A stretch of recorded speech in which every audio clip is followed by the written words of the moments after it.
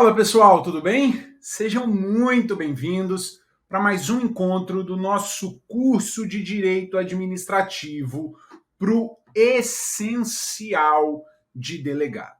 Meus amigos, a partir desse nosso encontro, a gente vai entrar na temática agentes públicos.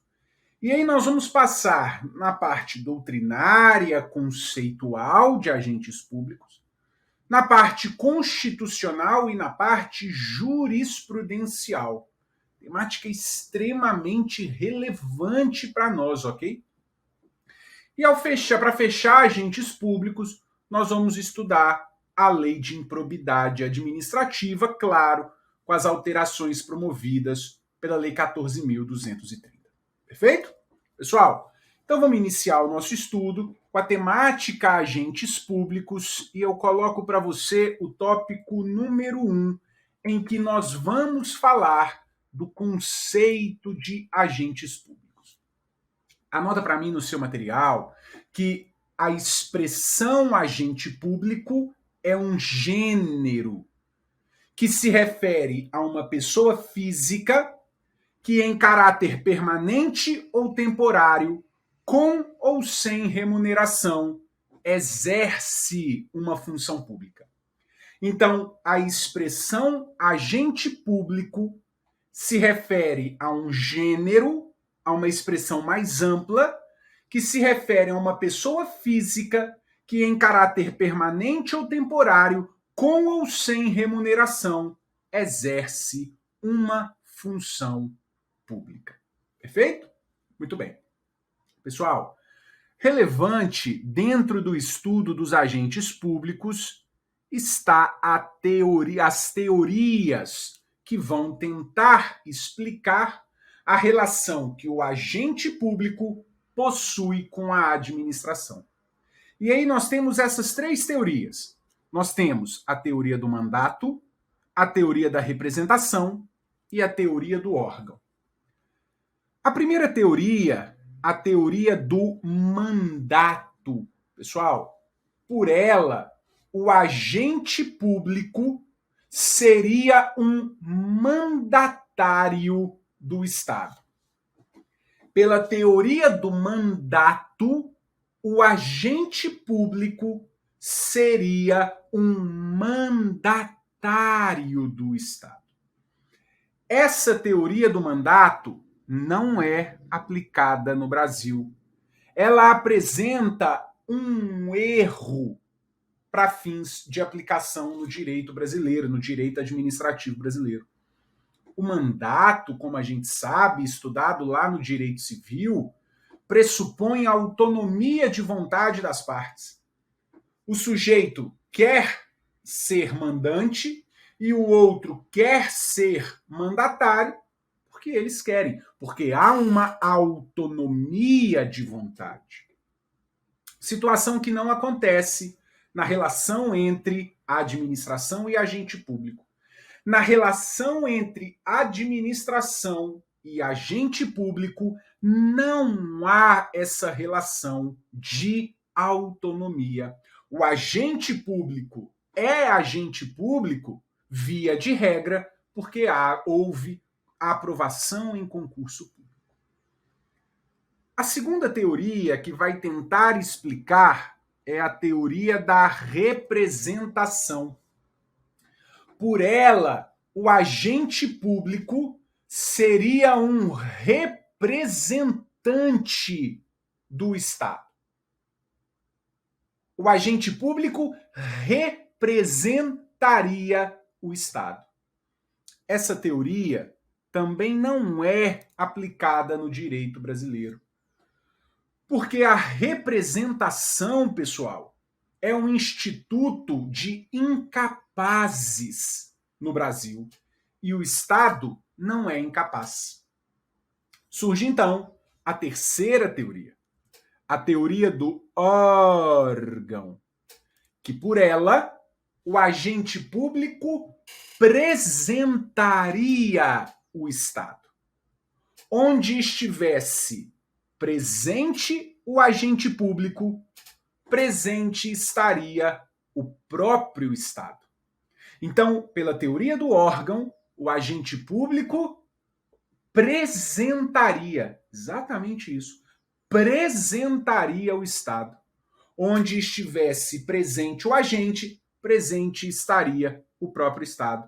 Pessoal, a teoria do órgão é a aplicada no direito brasileiro. A teoria do órgão é desenvolvida pelo alemão Otto Dierck. E dela nós temos a ideia da imputação.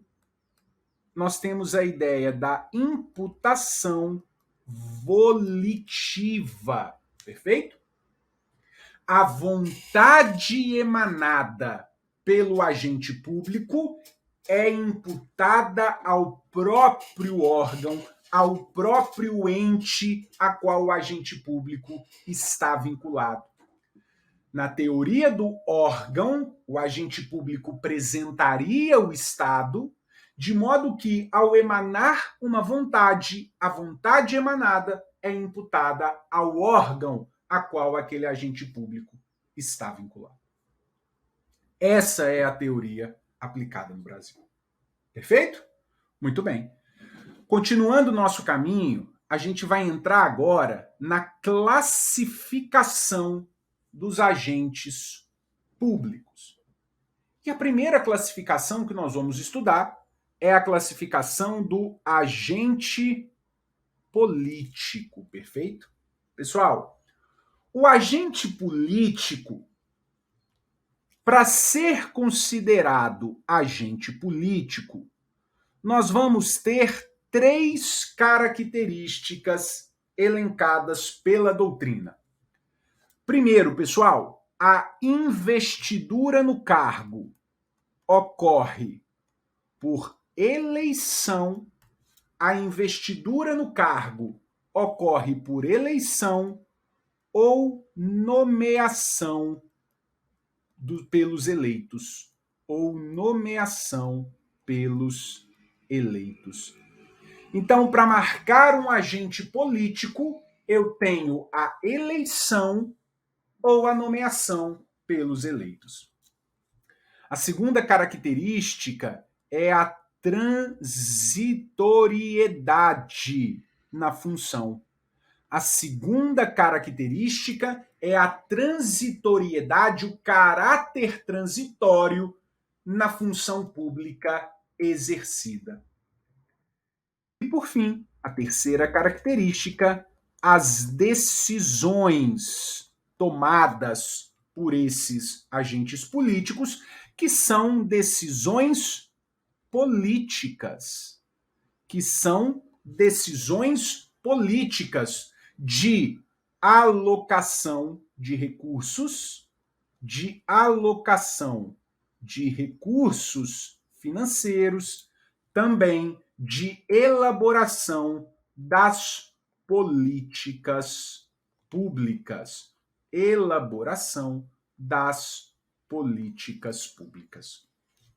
Então, essas são as 3 características que marcam o agente político. A investidura por eleição ou por indicação dos eleitos, o caráter transitório e ainda as decisões de cunho político, como a alocação de recursos orçamentários e a elaboração de políticas públicas. Pessoal, o que ainda a gente precisa tratar sobre agente político? Na verdade, só passar um ponto com vocês, esse é um conceito restritivo de agente político, ok? É um conceito restritivo defendido pela maioria da doutrina. E agora, o que eu quero discutir com você sobre agentes políticos? Veja, vou te dar exemplos de agentes políticos. Eu estou falando aqui dos chefes do poder executivo. Eu estou falando de parlamentares, por exemplo. Perfeito? Exemplo aqui tranquilo. O que ganha grande relevância na discussão da temática de agentes políticos está relacionada à aplicação da súmula vinculante 13 do Supremo Tribunal Federal para eles. E aí, eu aproveito com você este momento e já estudo com você as questões atreladas ao nepotismo, perfeito? Eu já aproveito esse momento e já estudo com você as questões de nepotismo. Então, ao final desse nosso ponto, eu vou discutir com você a aplicação da súmula vinculante 13 aos agentes políticos. Anteriormente, a partir de agora, a gente conversa um pouquinho sobre nepotismo em geral. Então, vem cá. Primeiro ponto que eu quero discutir com você, pessoal. Primeiro ponto de nepotismo. Leis que tratam sobre nepotismo não são de iniciativa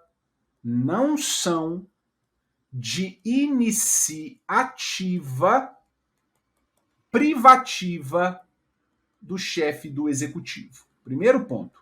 Não são de iniciativa privativa do chefe do poder executivo. Perfeito? Então, esse é um primeiro ponto que eu quero aqui conversar com vocês. As leis que tratam de nepotismo não são de iniciativa privativa do chefe do executivo. Muito bem. Um segundo ponto que eu gostaria de tratar com vocês é que não há a necessidade de lei para vedação ao nepotismo. Não há a necessidade de lei para vedação ao nepotismo. Não se exige a existência de uma lei formal para que haja vedação ao nepotismo num ente público.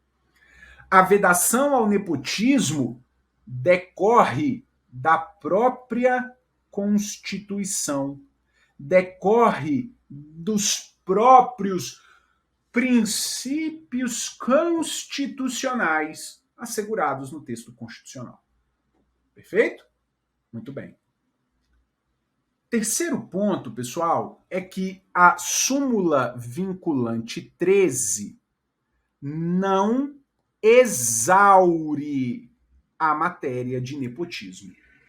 A súmula vinculante 13 não exaure as questões atreladas a nepotismo. As leis de entes federados que tragam situações de nepotismo podem prever outros casos de nepotismo. Ô Bruno, você falou da súmula vinculante 13, mas não disse o conteúdo dela. É porque isso já é tão batido. E na hora que eu disse súmula vinculante 13, eu tenho certeza que você abriu. A súmula vinculante 13 vai falar que a nomeação de cônjuge, companheiro e parentes na linha reto-colateral até o terceiro grau, o parente afim até o terceiro grau, para cargos em comissão e funções de confiança, violam a Constituição, incluindo aí o chamado nepotismo cruzado, as designações recíprocas. Mas isso, pessoal, cá entre nós, não vai cair na sua prova. Se cair, é péssimo, porque todo mundo vai acertar. Porque todo mundo estudou isso, nem que seja no primeiro dia da faculdade e nunca esqueceu. A questão da súmula vinculante 13, a redação, o conteúdo dela, que vai até o terceiro grau e que é tanto o nepotismo direto quanto o nepotismo cruzado. O que vai cair na sua prova sobre nepotismo, por enquanto, são essas três situações. Mas também mais uma situação que é a que eu quero discutir com você acerca da aplicação da súmula vinculante 13 para os agentes políticos. O Supremo Tribunal Federal pontua que, como regra, a súmula vinculante 13 não é aplicada para os agentes políticos. A súmula vinculante 13, como regra, não é aplicada aos agentes políticos. O que quer dizer isso, hein? Que, como regra, a súmula vinculante 13 não é aplicada aos agentes políticos. Ora, quer dizer que é possível nomear parentes para os cargos de agentes políticos. Mas isso como regra. Veja, excepcionalmente, aplica-se a súmula. Aplica-se a súmula. E qual é a exceção? Pessoal, de acordo com o Supremo, a súmula vinculante 13 será aplicada nos casos de inequívoca,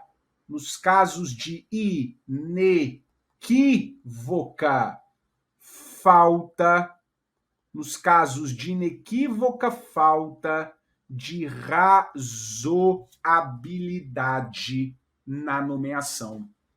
E aí veja, pessoal, essa inequívoca falta de razoabilidade pode ser manifestada de duas formas: pela ausência de qualificação técnica daquele nomeado, pela ausência de qualificação técnica do nomeado, ou ainda em razão de uma inidoneidade moral, na nomeação. Haverá inequívoca falta de razoabilidade quando houver falta de qualificação técnica para o nomeado, ou ainda quando houver uma inidoneidade moral. Pessoal, exemplo clássico de inidoneidade moral é exatamente nomear o cônjuge, nomear o irmão para cargo de secretário para dar a eles foro por prerrogativa de função. Nítida falta de razoabilidade. Então, muito bem, pessoal. Então, é aqui um ponto relevantíssimo acerca do nepotismo. Perfeito? Muito bem. Vamos continuar o nosso estudo? E agora a gente chega nos servidores estatais. Pessoal, no que tange aos servidores estatais, eu quero que você observe que servidores estatais é uma espécie de agentes públicos, mas de servidores estatais eu tiro outras 3 classificações. Eu tiro primeiro os servidores estatutários, eu tiro os empregados públicos e eu tiro os servidores temporários, perfeito? Então veja, pessoal, servidor estatutário, como o próprio nome diz, é aquele regido por um estatuto. O estatuto, que é uma lei, é a lei estatutária, perfeito? Esse servidor estatutário é aquele que ocupa cargo, perfeito? Servidor estatutário é aquele que ocupa cargo, que pode ser tanto cargo efetivo quanto cargo em comissão. De modo, pessoal, que eu chamo a atenção para vocês disso, que servidor titular de cargo em comissão é estatutário. Ele não vai ter estabilidade, mas ele vai ser um servidor estatutário. Muito bem. Veja, o empregado público, por sua vez, como o próprio nome diz, é aquele que vai ser regido pela CLT. O empregado público não ocupa cargo. o empregado público ocupa o chamado emprego público. Ficou igual, né? Empregado público e emprego público. Ficou igual a escrita. Mas eu quero que você perceba que ele não ocupa cargo. Ele ocupa emprego, regido pela CLT. E ainda, nós temos o servidor temporário. Esse servidor temporário não ocupa cargo, não ocupa emprego. Esse servidor temporário ocupa a chamada função pública, que é a função temporária. Este servidor temporário é aquele que está previsto no artigo 37, inciso 9 da Constituição. O servidor temporário é aquele que a Constituição fala que, em casos de excepcional interesse público, a lei estabelecerá os casos de contratação por prazo determinado para atender à necessidade excepcional de interesse público. O que é relevante nós conversarmos dentro do servidor temporário? E aí eu jogo aqui uma lousa específica para ele. Deixa eu apagar isso aqui. Nós temos que pensar dentro do servidor temporário numa recente e relevante decisão do Supremo Tribunal Federal. De acordo com o Supremo Tribunal Federal, como regra, os servidores temporários não têm direito a 13º salário e ao terço de férias. Na verdade, né, as férias remuneradas ao 13º e férias remuneradas mais um terço. Como regra, servidor temporário não tem direito a esses dois direitos. O Supremo estabelece exceção em que eles passam a ter direito, em que os servidores temporários terão direito. Quais são as duas exceções? Primeiro, quando houver expressa previsão em lei ou no contrato, quando houver expressa previsão em lei ou no contrato, e a segunda exceção, quando houver desvirtuamento do Instituto dos Temporários. Então, essas são as duas exceções, quando houver expressa previsão em lei, quando houver expressa previsão no contrato e ainda quando houver desvirtuamento dos institutos. Perfeito? Pessoal, trago para você ainda também o entendimento do Supremo Tribunal Federal de que as leis de contratação temporária não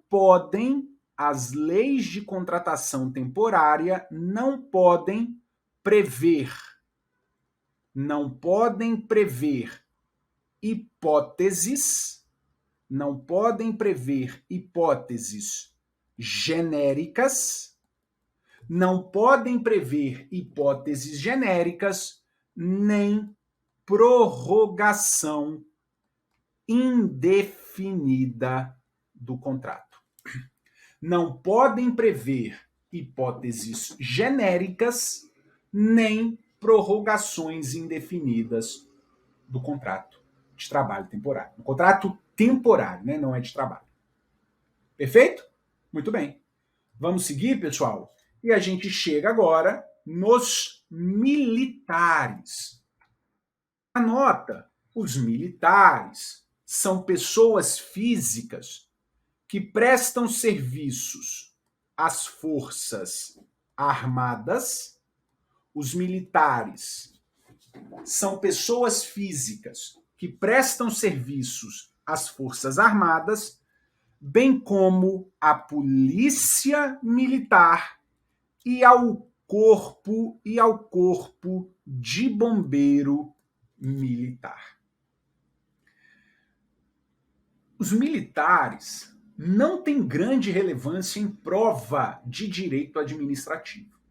Quando cai militar, cai 2 pontos.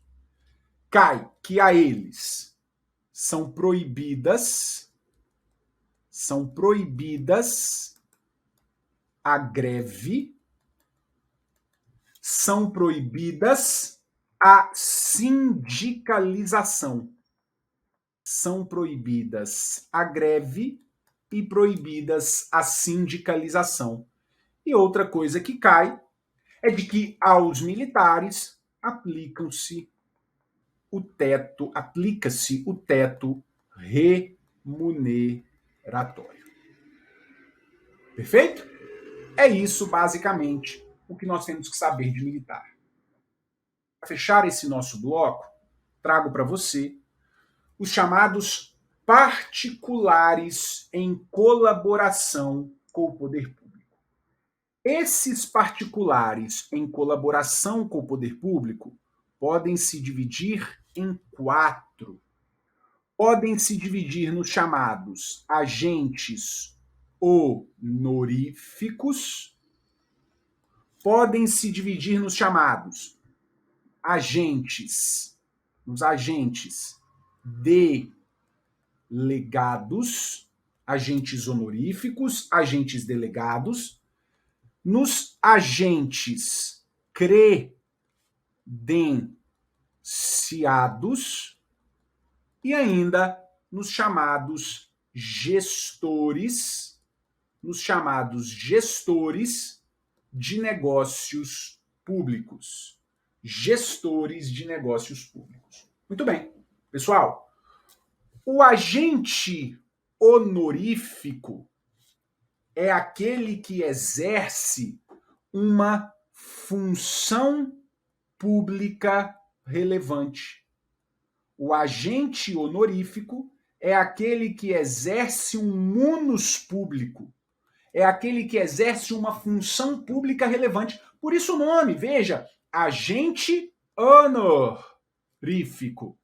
Agente honorífico, que exerce uma honra pública, que exerce uma função pública relevante, um munus público. Veja, pessoal, que este agente honorífico tem como grande exemplo jurados e mesários. Perfeito? São exemplos de agentes honoríficos.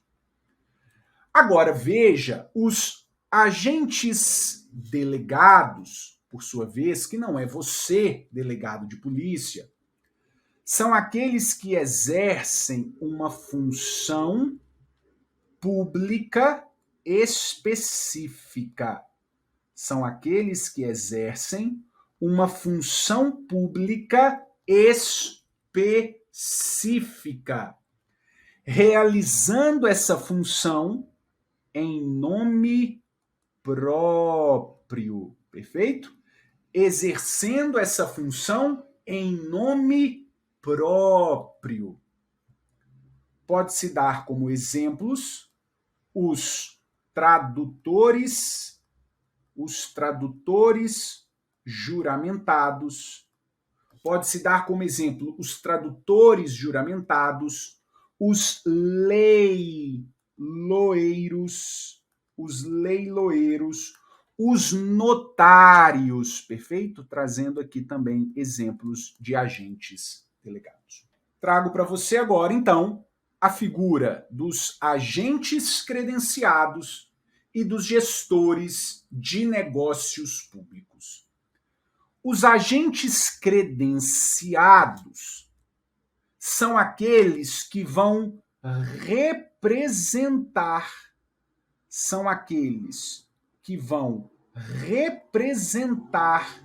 a administração pública em um determinado evento ou atividade. ficou ruim a escrita ali, por isso eu vou dizer para você, olha, vou projetar para você perceber. Agente credenciado é aquele que vai representar a administração em um determinado evento ou atividade. E essa representação será mediante remuneração. Então, anote aí que o agente credenciado é aquele que vai representar a administração em um evento, em uma atividade, mediante remuneração. Eu posso dar como exemplos de agentes credenciados os médicos do SUS, as empresas, as clínicas do Detran, por exemplo, são credenciadas, são agentes credenciados. Vão representar o Estado em um evento, mas no caso, vão exercer uma atividade mediante remuneração. Como também posso dar exemplo uma comissão de notáveis que vão representar o Brasil num evento no estrangeiro, agentes credenciados. E por fim, nós temos os gestores de negócios públicos, que são aqueles que vão auxiliar o Estado numa situação de calamidade. Os gestores de negócios públicos são aqueles que vão representar o Estado em uma situação de calamidade. E eu aproveito esse ponto para iniciar com você o estudo desta figura, do chamado agente de fato. Porque, pessoal, o agente de fato é aquele que desempenha uma função pública. O agente de fato é aquele que desempenha uma função pública no atendimento do interesse coletivo, mas que não tem um vínculo jurídico válido com a administração. Agente de fato é aquele que atua numa função pública no interesse coletivo, mas que não tem um vínculo jurídico válido com a administração. O que eu quero que você saiba sobre agente de fato? Pessoal, o agente de fato pode se dividir em dois. Num agente de fato necessário e num agente de fato putativo. Num agente de fato necessário e num agente de fato putativo. E aí, vamos lá. O agente de fato necessário são aqueles que executam atividades, praticam atos em situações excepcionais. Aqueles que atuam, praticam atos em situações excepcionais. Perfeito? Já os agentes de fato putativos são aqueles que desempenham uma atividade pública com uma presunção de legitimidade. Os agentes de fato putativos são aqueles que desempenham uma função pública na presunção de legitimidade, embora não tenham um procedimento, não tenham uma investidura, dentro do procedimento legal. Mas o importante é que você observe que este agente putativo exerce as funções em situação de normalidade. Exerce as funções em situação de normalidade. É o agente de fato putativo. tem uma presunção de legitimidade, mas não tem um vínculo jurídico válido com a administração. É, por exemplo, o servidor que tem mais de 75 anos e continua trabalhando no cargo efetivo. É um erro. Não está dentro do pressuposto legal, mas tem uma presunção de legitimidade. O ato dele é válido perante terceiro de boa-fé. E o mais relevante, ele está numa situação de normalidade. Não há uma situação excepcional como necessário, essa situação excepcional sendo caracterizada por uma situação emergencial. Não. O agente putativo, a situação é de normalidade. O necessário, como o próprio nome diz, a situação é excepcional. É uma situação de emergência. Perfeito? Bom, pessoal, nós vamos entrar agora num dos pontos mais relevantes, não é da nossa aula, é do nosso curso.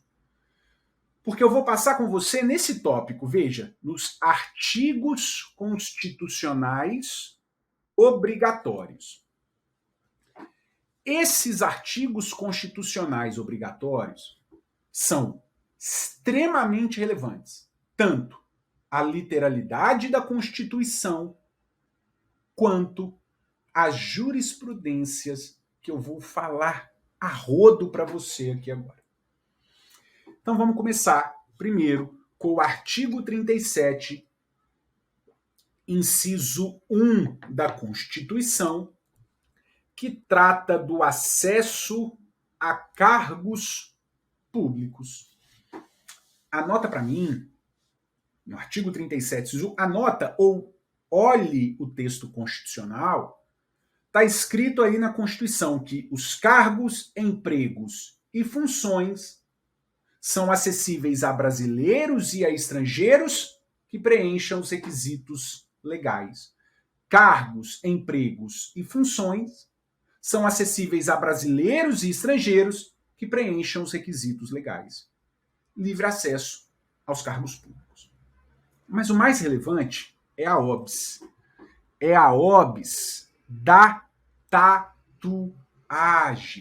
Pessoal, anote para mim que, como regra, a cláusula de edital que restringe a participação de candidato em concurso público por ter tatuagem é inconstitucional. É inconstitucional cláusulas editalícias que restringam o acesso aos cargos públicos pelo fato de ter tatuagem.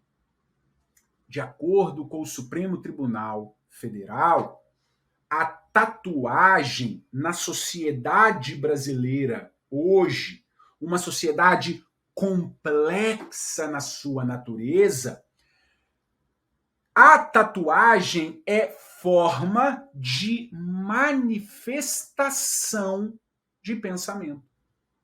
E não pode o edital restringir o acesso ao cargo público pela tatuagem, porque ele estará no frigir dos ovos, restringindo a manifestação de pensamento. Só que você observe que eu disse que, como regra, é inconstitucional a eliminação de candidato, a restrição de candidato a cargos públicos por tatuagem. Em regra. Por que em regra? Porque anote aí, excepcionalmente, tatuagens racistas, extremistas, preconceituosas, que violem valores protegidos pela Constituição, vão ensejar a restrição de acesso aos cargos públicos. Então, como regra, a tatuagem não impede. Excepcionalmente, quando nós estivermos diante de tatuagens racistas, extremistas, preconceituosas, que violem valores constitucionais, aí a tatuagem vai ser fator de eliminação de candidato em concurso público. Perfeito? Muito bem. Caminhamos. Chegamos ao inciso 2 agora. O inciso 2 vai falar acerca do provimento de cargos e do provimento de empregos.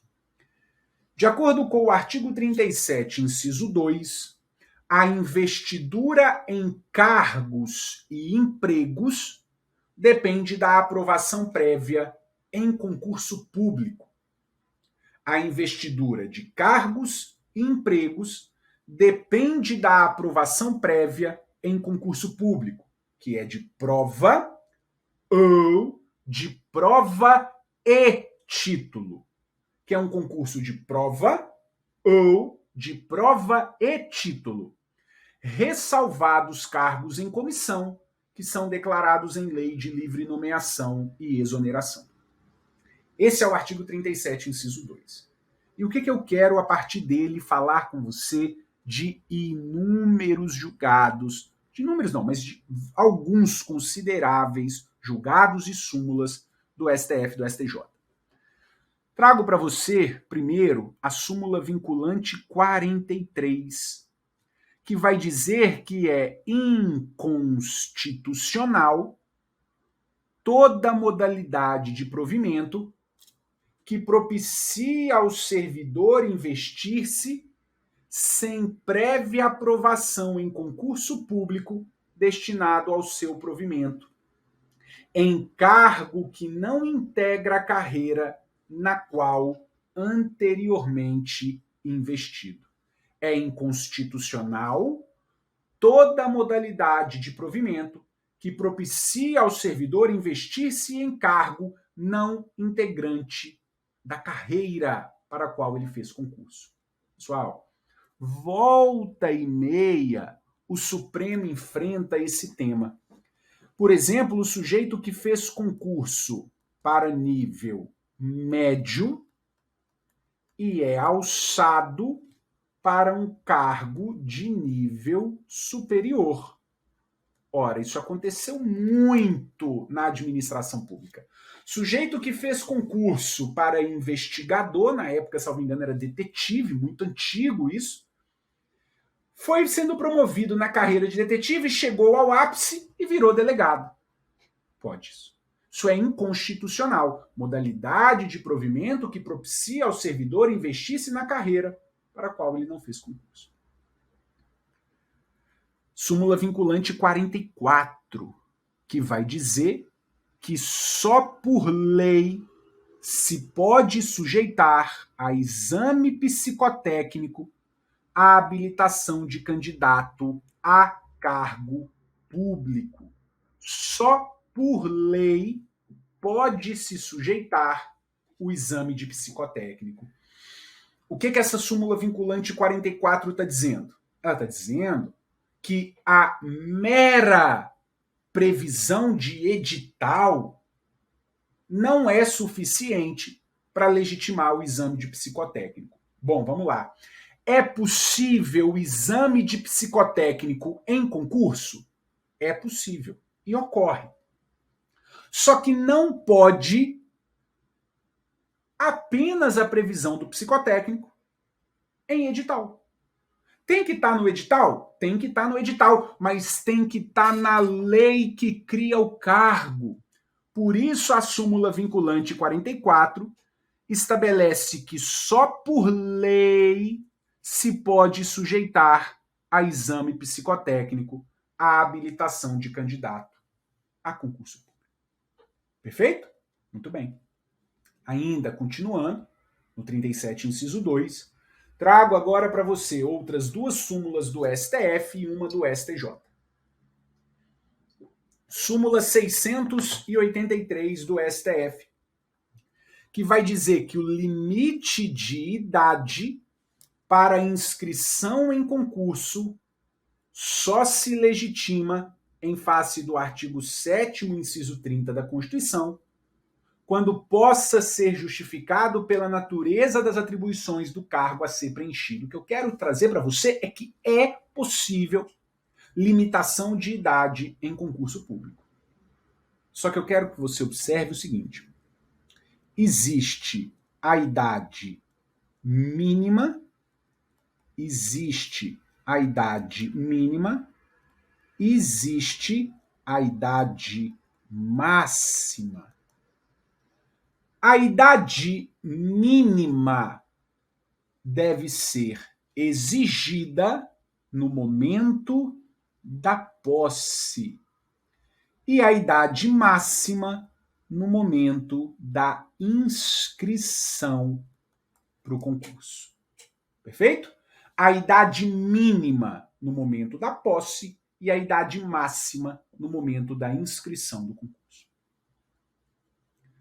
Súmula 684, cá entre nós, é chover no molhado essa súmula. A súmula 684 vai dizer que é inconstitucional o veto não motivado à participação de candidato a concurso público. Bom, mas aí, cá entre nós, é óbvio que é inconstitucional. Súmula 266 do STJ agora. Vejam, a súmula 266 vai dizer que o diploma ou a habilitação legal para o exercício do cargo deve ser exigido na posse e não na inscrição para o concurso público. Essa é a regra. Excepcionalmente, magistratura e MP, o momento de comprovação de todos os requisitos é na inscrição definitiva para o concurso. Muito bem. Continuo. Trago para você outros dois julgados, os dois do STF, que estão em consonância um com o outro. Olha o que diz o primeiro.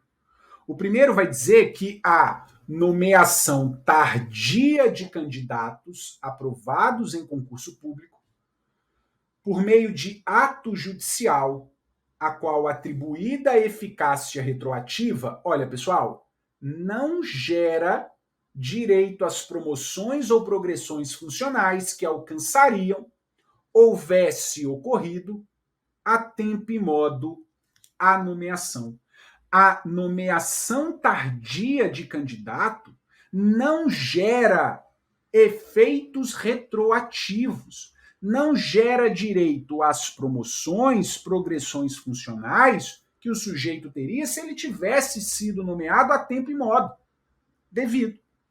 Não gera efeitos retroativos. O Supremo tem esse entendimento consolidado, que apenas a partir da nomeação, com a posse e a consequente entrada em exercício, é que o servidor passa a ter direito junto à administração. Nesse sentido, olha aqui, ó.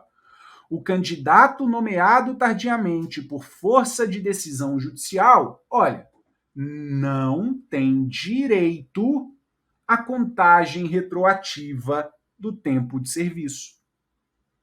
E os demais efeitos funcionais ou previdenciários, a partir da data em que deveria ter sido nomeado, não tem esse direito. A investidura no cargo, nomeação seguida da posse e do efetivo exercício, é que gera o direito às prerrogativas funcionais inerentes ao cargo, sob pena de enriquecimento ilícito. O Supremo tem esse entendimento consolidado, ok? Muito bem. Sigo com você e trago ainda esse outro julgado. Aqui são duas teses de repercussão geral do Supremo que são muito parecidas e são muito boas para cair. A primeira, o Supremo vai dizer que nos termos do artigo 5º, inciso 8º da Constituição, é possível a realização de etapas de concurso público em datas e horários distintos dos previstos em edital, por candidato que invoca escusa de consciência por motivo de crença religiosa. Só que presta atenção, desde que presente razoabilidade da alteração, preservação da igualdade entre todos os candidatos e que não acarreta ônus desproporcional à administração, que obviamente deverá decidir de maneira fundamentada. Então, nesse primeiro entendimento, o Supremo entende que o candidato pode, em concurso público, invocar a escusa de consciência por motivo de crença religiosa e a administração poder marcar datas e horários distintos do previsto no edital para esse candidato. Mas que para isso aconteça, tem que haver a razoabilidade da alteração, preservação da igualdade entre todos os candidatos e que não acarreta ônus desproporcional. E a administração, sem sombra de dúvida, precisa decidir de maneira fundamentada. A segunda tese, também extremamente parecida, o Supremo estabelece que, nos termos do artigo 5º, inciso 8º, é possível a administração, e aí observe, inclusive durante o estágio probatório, estabelecer critérios alternativos para o regular exercício dos deveres funcionais inerentes aos cargos públicos, em face de servidores que invocam a escusa de consciência por motivo de crença religiosa.